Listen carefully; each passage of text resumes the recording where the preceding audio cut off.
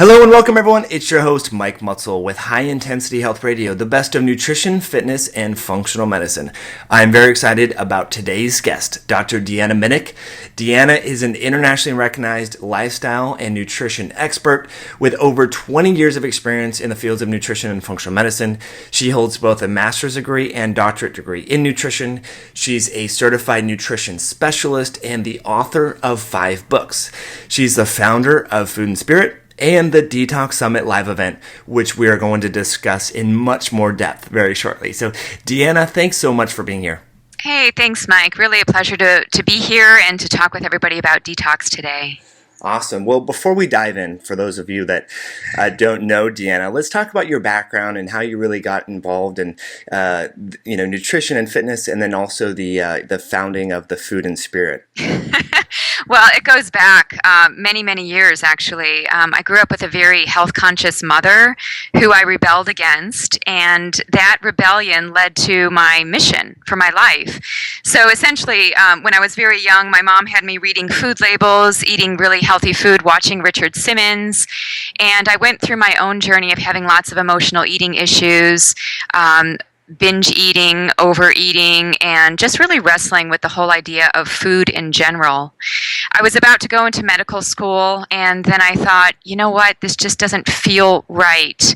And at that moment, I decided that what I needed to do was something that was much more preventative. So I went on to get my master's in nutrition, and from there, I went on to get my PhD because that just wasn't enough. I liked the science, and all throughout the time that I was studying with really top-notch researchers and learning lots about nutrition, I was also studying another path that was parallel with my research and my academic background. I was looking at different spiritual traditions, different other types of ways of healing that went beyond nutrition. Because I think as a scientist, what tends to happen is you're just looking for truth. You're looking for solutions and answers, and sometimes you have to go beyond the double-blind placebo-controlled trial to do that. So I became really interested in much more than just nutrition. So Food and Spirit, which is the platform that I work from now, it's an educational platform, also a product platform, lots of different things that are offered through Food and Spirit, weaves together nutrition with mind-body medicine. And I have always felt for some time that even working with people on nutrition using functional medicine, many times people would get to like 60% well, even as high as maybe 90% well, and in some cases 100% well. But I felt that if I did not address the other aspects of whether it was emotions or mental patterns, then it wasn't really the complete picture. So that's what Food and Spirit is. It's a system that practitioners can use in order to really fuse together the mind-body piece with nutrition. That's amazing. So huge and pervasive in, all of our lives. It makes such a, big impact. And I learned a lot from your lecture at IFM where you dove into the energetic component of food. And do you want to speak to that at all? Well, one of my interests is in quantum physics. And in fact, I'm even going to the World Congress of Quantum Medicine, which is happening this October, because I feel like we have to broaden the conversation around health and healing. We have to take food and eating and even the body into looking at subtler aspects. Because, Mike, as you know, right now, what we do is we get a lab snapshot. There's a blood sample that was taken or a urine sample. And really, it's just it's kind of archaic if you think about it. I think in 50 years, we're going to look back and say that we lived in the dark ages of medicine. And I think that what we are heading towards is looking at more point-by-point diagnostics, looking at whether we take our iPhone, put our finger up to the light, get some type of reading photonically. I just think that there are other ways that we can start getting information on the body. And then based on those readings, whether we call them energetic, quantum, if they're leveraging different aspects of physics, what we can then do is go back and figure out what we need moment by moment rather than waiting for the next practitioner visit, which could take weeks, right? And our bodies may have changed since then. So I just think we just need to speed things up diagnostically and also therapeutically. And I think we can do that in certain realms. Fantastic. You've taken this real energetic approach to explore the topic of detoxification, which we want to talk more about. So let's talk about what your putting on here, Deanna, the Detox Summit that is starting early August, and this more encompassing holistic viewpoint, prevention and elimination that you've been helping everyone to get more educated on. Yeah. So the Detox Summit, this was an idea that I came up with back in January of this year. And I had a conversation with Jeff Bland, who's one of my mentors. For your listeners who don't know who Jeff is, he's a nutrigenomics pioneer. He's actually done a lot in the realm of detox. So I knew I wanted to do a summit, and I just wasn't sure what it was. And the thing that kept coming up for me was really to focus on toxicity and detox. And Jeff really liked that idea. And he was very supportive, and we kind of talked through it. And, you know, working with him for so many years on a variety of detox products led me in that direction, because it feels like detox is such a squishy term. And I'm not even sure I like the term detox.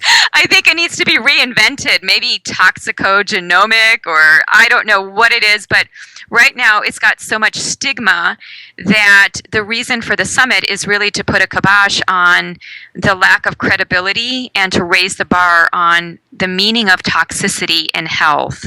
So that really is the impetus for the Detox Summit. It's to expose people to what is detox, and also within the functional medicine lens, because I'm doing this in collaboration with the Institute for Functional Medicine. I love how you use the term squishy. I mean, you ask anyone on the street, what comes to mind when you think of detoxification? They think enema kits, colonics, and these various things. And so let's talk about some of the strategies and maybe new paradigms that you've learned after interviewing all the experts. Yeah, gosh, there's so much good information. And for a lot of them, I interviewed 30 different experts. And as you alluded to, Mike, it was much more than just nutritional detoxification. So 11 of the 30 speakers are all very functional medicine based, and they really come from their approaches, whether it's diagnostics, nutrition, protocols to reduce mercury in the body, all incredible information.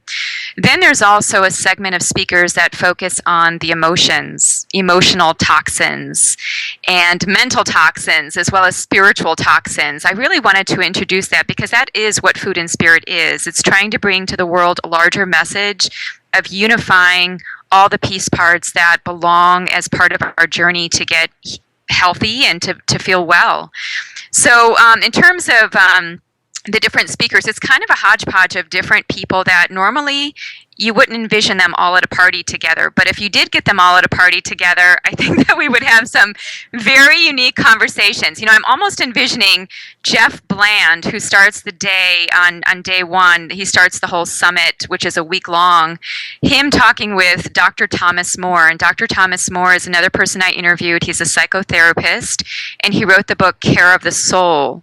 So he's been a monk. He's been a very steeped in the Catholic tradition, which I also have been raised in, and he is now doing so many different things as it relates to spiritual toxicity. And he really, I would say, if there's any interview that wrenched my mind into different ways of thinking about toxins, it would have been that one with Dr. Moore.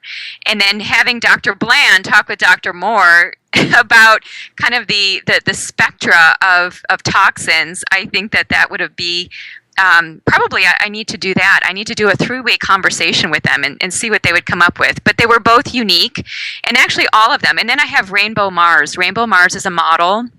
She's an actress. She's even written a book on cleansing, and she comes from, she has also had a very hippie mom, and Bridget Mars, who did a lot on herbs. And so her focus is much more planetary in terms of looking at toxins on the planet.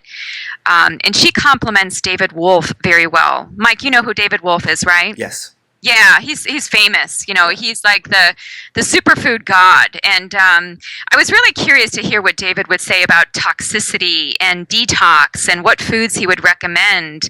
And some of them that I wouldn't have anticipated, quite honestly. So I'm not going to give those away. There were some that, you know, he's clearly really into mushrooms. He talks a lot about the different healing properties of mushrooms, what they do to our immune system. He talks a bit about epigenetics, which I thought was fascinating. So that was fun, too, to have that dynamic. So I would say there are really so many different, it's like a buffet, like when you go to a restaurant and you do one of the all-you-can-eat buffets, Sure. you can pick and choose from a variety of different speakers. And I think that they're very accessible for both practitioners and patients. I would say in general, we're really looking at probably the more educated person who's listening to these, because the information is sometimes a couple of notches above what you might anticipate. So there's a lot of biochemistry, but then there's also some physical diagnosis. Dr. Vojdani talks about different laboratory markers for autoimmunity, which could be great for practitioners, I think. And then, of course, listening to Dr. Pizzorno, Dr. Gordon, Dr. Kahn talking about the interrelationship of heavy metals in the body with chronic disease. To think that small amounts of lead in the blood correlate to increased blood pressure and even cardiovascular disease. Dr. Gary Gordon goes into really nice detail, and I think he speaks faster than Jeff Bland, quite honestly. Wow, that's possible? Yeah, I know. It doesn't seem like it would be, but they really go. And if they were at this detox party that I'm envisioning, I can just see them going in rapid fire succession back and forth. It would be fun to watch, like a tennis match. Yeah. But what would be, if you could, share with our audience, the biggest aha moment for you during the Detox Summit?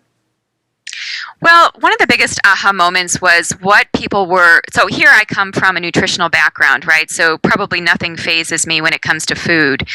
But what I found as an aha moment was that many of the different speakers spoke about different foods in their own way, and also fasting, and how fasting comes into detoxification, and that there can be different personalized approaches to detox. So it's not a one size fits all. And I think sometimes when we go to the health food store, we talk to a practitioner as a patient, and we might be thinking, well, gosh, there's probably one way to do detox. But I think many people will walk away from this feeling very liberated, that there are many different ways to do a detoxification to get them feeling better. So everything from eating certain foods to nutritional products to more rigorous methods. Dr. Alejandro Younger talks about his experience in India and what he did with fasting and juicing, and he gets right into the gut. He really goes in deep there. So I think that the biggest aha is that detox is really, it's very complex in many ways, and the aha is that we can really match the detox to who we are. So whether it's on a monthly basis, we just feel like a couple of days of detox is sufficient. Maybe we feel like we need something more rigorous. And there are safe, great ways to do this to get to feeling better. I love it. Now, along those lines, your video on the detoxsummit.com site, you say it's not a question of are you toxic, it's how toxic are you? So can you expand on that for our audience and explain what you were thinking? It's really true. It's not a question. I mean, the planet is toxic. We're learning this. We're even seeing these articles coming out in the Journal of American Medical Association, New England Journal of Medicine, a lot of top-tier medical journals, showing us that the concentration of these toxins in the body is correlated with chronic disease, and chronic disease is on the rise.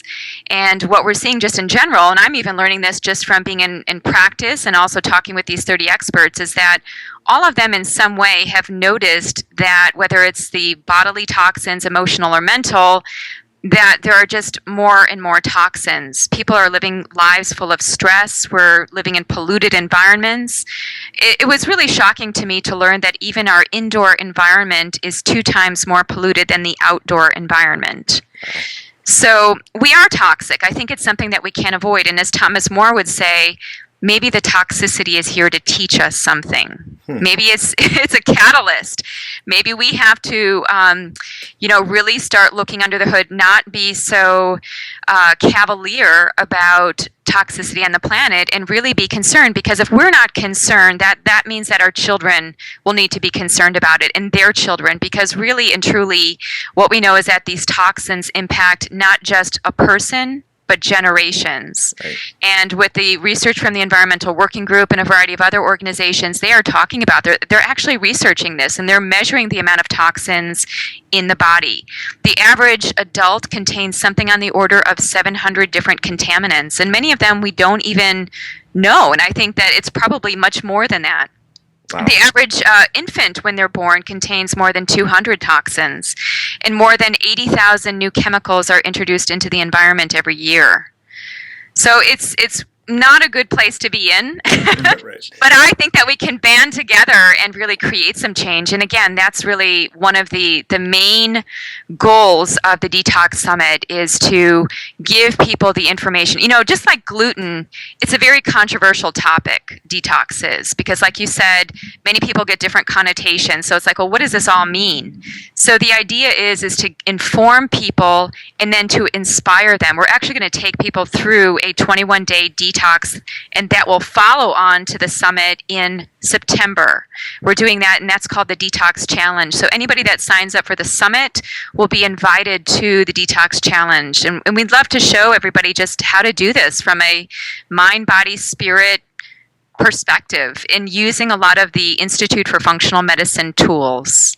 That's great. So let's talk about that challenge in a little bit more detail. Is who's leading that? Is it the whole group, or is it just you? And you know what? How can people benefit from that? Yeah, I'm kind of like the conductor of the orchestra. I'm just kind of keeping all the moving parts in line. But essentially, we have many different people that are involved behind the scenes. So IFM is getting their certified IFMCP grads. So these are the people that have gone through functional medicine training, have become certified. We're going to have a number of them be involved, whether it's on the Facebook page, on the calls, giving tips, adding support. And it's really not in the way of having patients separate from practitioners. What we really are encouraging is to have practitioner-based clinics taking their patients through this, with us providing the support that is needed. So we're giving PowerPoints to practitioners to take their patients through that, whether it's in their offices, maybe virtually. We've got so many different tools. And really, what I would say is that we're seen as the support network, offering weekly calls. We have that Facebook page, which will be a private page so that there can be lots of sharing. And then, of course, every day there's going to be a theme. So there's a 4-day run-in theme, which gets people going and prepared. And then we have 21 days. Every day has a very specific message, and everybody will get an e-blast on that day. And what's really exciting to me, Mike, is that we have a phytonutrient focus. You know how much I like colors and phytonutrients. Yes, of course. We have built that into the Detox Challenge. So, and that's also really important for IFM. I love it. So we start off the detox really talking strongly about food and getting that going. Every day we'll have a speaker as well. I neglected to mention that, but we will have 30 speakers in the Detox Summit and 30 speakers in the Detox Challenge. So every day you can listen to one speaker. That just comes by way of participating in the challenge. And then you learn about a theme, whether it's protein in detox, red colored foods in detox, whatever that theme of the day is, and you get lots of great information. And there's no product that needs to be used. It's just simply based on food. The practitioner, if they want, they can bring in their own products. So that's completely up to them. Sure. That sounds great, Deanna. Now, why 21 days, just out of curiosity? Well, I've heard before that it takes about 21 days to change a habit or to actually work on a habit. I've heard a variety of different numbers for that. My experience working at the Functional Medicine Research Center is that we have done a number of 21-day, 28-day type detoxes. Some people like shorter cleanses, like I've interviewed Dr. Mark Hyman. He has a book called The 10-Day Detox Diet. He believes that people need shorter detoxes because that's as much as they can do in terms of their attention span and work span and all of that. So I thought if we did 21 days, it's meeting in the middle. It's not quite as long as a month, and it's not quite as short as 10 days. We can really give people an experience with 21 days. Mm-hmm. I like it. Yeah, though, it's just on the edge of being too long, but will, increase compliance and allow people to really make that lifestyle change and change a pattern. So I love it, Deanna. So let's have a little bit of fun here. If you could just pick one toxin to eliminate, whether it's emotions, a certain food, a category of, household cleaners or something, what would it be? Oh, and it's only one? Just one. If you were Well, let like, me go with the one that most people are exposed to, and that's water. okay, If you think of water in the house, we bathe in water, we wash food in water, we drink water. Water is pervasive, and it's one of the most toxic things in your house. So there are some really easy things. We do talk about this during the Detox Summit in the way of getting the water in your house analyzed for different contaminants. There are different labs that do that. In fact, by way of just doing this whole detox summit, I'm putting myself on a detox as well, and just kind of blogging on the experience. So Dr. Rick Mayfield is taking me through doing my provoked and unprovoked urine and such, and I had my water tested. But the water, to me, seems to be the one that I think will impact us greatly, because babies are drinking water as much as everybody in the household. The animals are drinking the water. Not everybody's using personal care products, but everybody is definitely utilizing the water in some way. So get your water clean, whatever it is. Just use a filter on the faucet. Make sure that whatever water is coming out of that filter, that it is truly clean, that you're looking at it for microorganisms, heavy metals, persistent organic pollutants. And I did all three of those just to be sure that my water was impeccable. wow, that's great. Yeah, we get our drinking water purified from the co-op locally, but we don't have any purification systems on the house. So that's a great point. You're sitting there in a shower for 4 to 7 minutes sometimes, or taking a bath with your child, and you don't know what you're exposed to. So I love it, Deanna. Exactly. Great. So if we could pick one therapy, sauna, meditation, DMSO, DMSA, whatever, what would you suggest to someone, if you're in an elevator and they said, how can I improve my body's ability to detoxify? What would it be? Sweat. Right. Sweat, and it doesn't matter how you're doing it, and I think about some people where, they're eating all the right foods, they've maxed out on that. So what's the next level? I did interview Dr. Stephen Jennis, who is in Alberta, and he's done a lot of work on the BUS study, is what he calls it, blood, urine, and sweat.